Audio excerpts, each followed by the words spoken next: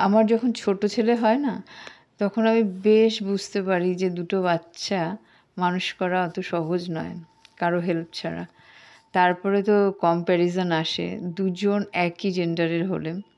আমি যতই মা হিসেবে দুজনকে ব্যালেন্স করার চেষ্টা করি, হয় পাড়া প্রতিবেশী, নয় তোমার ঘরেরই কোনো বোকা মানুষ এমন সিন ক্রিয়েট করবে, এমন এক একটা কথা বলবে যেটাতে বড় বাচ্চাটা হার্ট করে।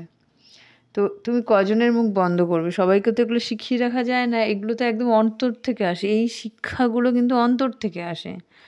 তুমি কিছু কিছু জিনিস আছে মানুষে হুটহাট করে ফেলে, সেগুলো কিন্তু কাউকে শিখিয়ে দেওয়া যায় না। এগুলো অন্তর থেকে আসে যে কোথায় কোনটা বলা উচিত।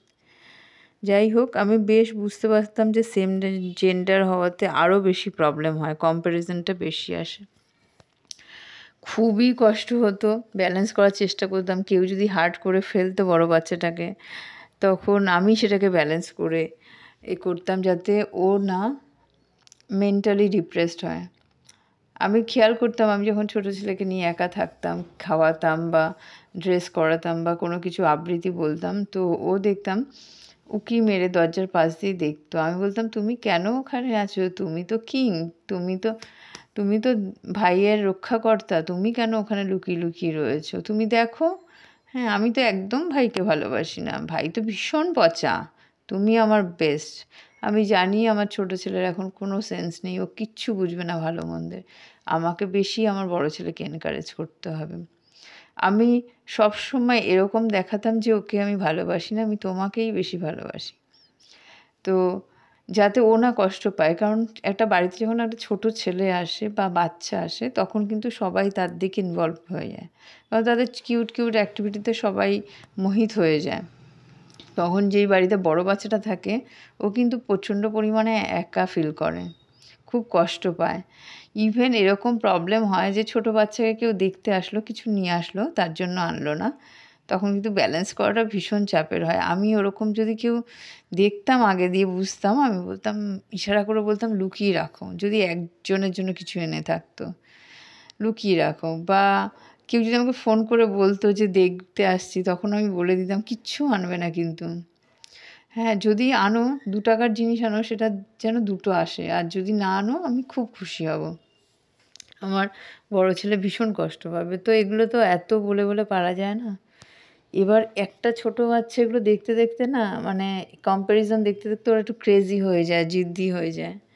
খুব টাফ এই জায়গাটা থেকে ম্যানেজ করা। তারপর এমন এমন বাড়ির মধ্যেই এমন এমন লোক থাকে যারা হার্ট করে ফেলে, তো সেটার বিবরণ দিলাম না, অনেক রকমভাবেই হার্ট হয়ে যায় বাচ্চারা। আমি এই দেখতে দেখতে না মানে অসুস্থ হয়ে যাই। ইভেন মানে আরও অনেক জিনিস যেগুলোকে আমাকে খুব মানে পাগল করে দেয়, আমি মানে রাতের ঘুম উড়িয়ে দেয়, যেটা হচ্ছে আমি বলবো প্রত্যেকটা মাকে। দেখো, যখন আমরা বেবি নিই, তখন কিন্তু বেবিটা ইচ্ছা করে আসে না, আমাদের ইচ্ছাতেই আসে। তো যদি মনে করো যে তুমি তোমার কেরিয়ারকে ভালোবাসো, গ্ল্যামারাস লাইফকে ভালোবাসো, তাহলে বলবো তুমি বেবি নিও না। তুমি বেবিটাকে নিলে নিজের হাতে মানুষ করো, অন্যের হাতে না মানুষ করো না। খুব যদি মজবুরি না থাকে, অন্য কারো হাতে দিও না। একটা জিনিস বোঝো যে আমরা নিজের বাচ্চার বিরক্তিতেই কতটা বিরক্ত হই, রেগে যাই। তো সেখানে আমার বাচ্চাটা যখন অন্য কাউকে ডিস্টার্ব করবে, সে নিশ্চয়ই তাকে হার্ট করবে, খুব ক্রেজি হয়ে যাবে, সে কীরকম রিয়্যাক্ট করবে। আমরা বকলেও তাকে আবার আদর করব, সে ভুলে যাবে, কিন্তু অন্যরা কি সেরকম করবে? কত বাচ্চাকে রেখে চলে যায় মানুষ অন্যের হাতে, বা কোনো নার্সারিতে দিয়ে চলে যায়, ওরা ভাবে হয়তো ভালো আছে, ভালো থাকে না। খুব কম লোক আছে যারা তোমার বাচ্চাকে ভালো রাখবে। আমি ভীষণ কষ্ট পাই ওখানে। যদি তুমি দেখো যে তোমার বাচ্চার সঙ্গে কী হচ্ছে, আজকাল তো ভিডিও ছাড়ে, ওগুলো দেখলে না মানে অসুস্থ হয়ে যায়। যে মানুষের এতটাই টাকার প্রয়োজন, কম টাকা ইনকাম করব, কম খাবো, তাও ভালো নিজের বাচ্চাকে নিজের চোখের সামনে রাখো। তোমার যদি মনে হয় যে চাকরিটা তোমার প্রায়োরিটি, হ্যাঁ এরকম হয় যে কিছু ক্ষেত্রে যে চাকরি ছাড়া চলবে না, পেটই চলবে না, তারা যাচ্ছে, তাদের ব্যাপার আলাদা। কিন্তু যাদের হাজব্যান্ড সাফিসিয়েন্ট ইনকাম করে বা সচ্ছল পরিবার, তাদের বাড়ির বউদের বাচ্চা নিলে নিজে মানুষ করো, কিংবা এমন কারোর কাছে রাখো যে তোমার বাচ্চা যার কাছে খুব সেফটি, মানে তোমার থেকেও বেশি যত্ন করবে। এরকম যাই হোক, যার কাছেই বাচ্চা দাও, আমি একটা জিনিস খেয়াল করেছি, ওরা মাকেই চায় খুব ভীষণভাবে।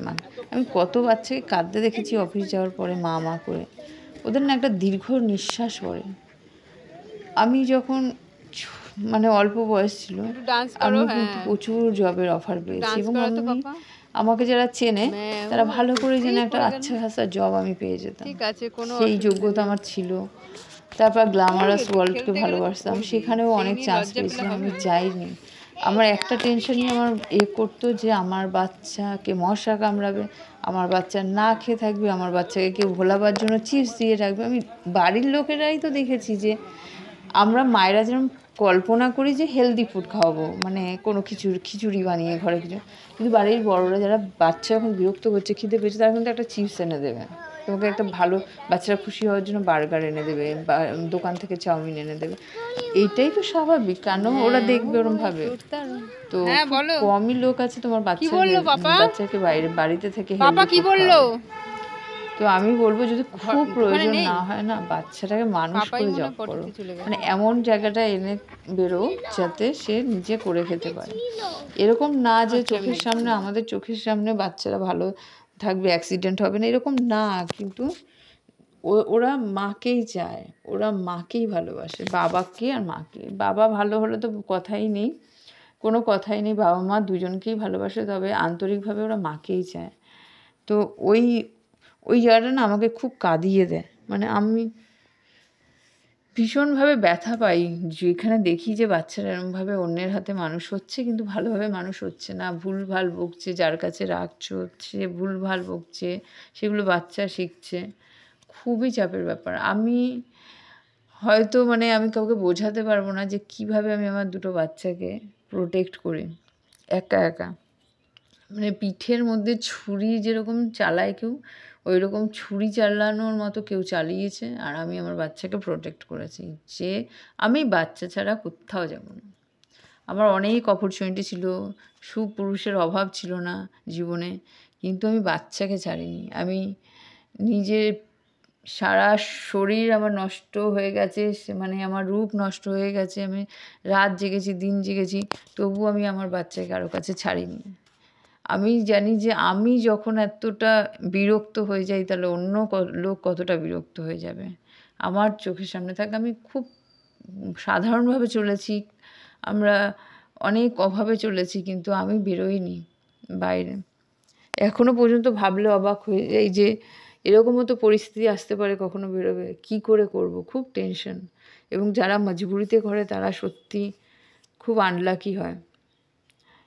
আগের দিনটাই না ভালো ছিল, বাড়ির বড়জন মানে একজন কর্তা ইনকাম করবে, আর ওইটুকু দিয়েই সবাই খুশি থাকতো। তখন বছরে একটা জামা হলেই অনেক আনন্দ ছিল। এখন যেন যত আধুনিক হচ্ছে তত বেশি প্রবলেম ক্রিয়েট হচ্ছে, আর বাচ্চাগুলোর অর্গানিক ব্যালেন্স নষ্ট হচ্ছে।